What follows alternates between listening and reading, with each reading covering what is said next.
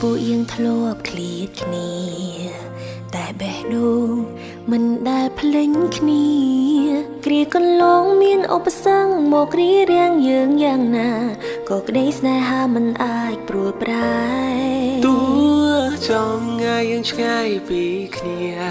ពេលវេលាយើងក៏ខុសគ្នាតែមិនមែនជាបញ្ហាព្រោះបេះដូងយើងក្បែរគ្នាយើងរស់នៅក្រោមមេឃាតែមួយថ្ងៃនេះអូនធ្វើតាមសន្យាពាក់រ៉ូបការឈរមុងពីលបើ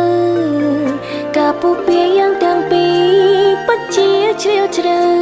ពីថ្ងៃនេះទៅយើងនៅក្បែរគ្នារហូតសូមលើកដៃផ្គុំប្រណម្យព្រះគ្រប់អង្គនៅលើលោកាជួយរក្សាក្តីស្នេហាយើងទាំងពីរហ៊ានតស៊ូគ្រប់ឧបសគ្គឲ្យតែបានជួបរូបជីវីបេះដូងនេះជូនទៅជីវ៉ា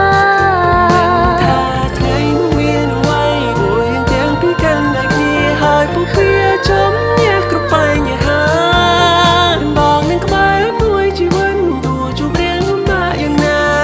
ក៏មិនអាចបំបីស្នេ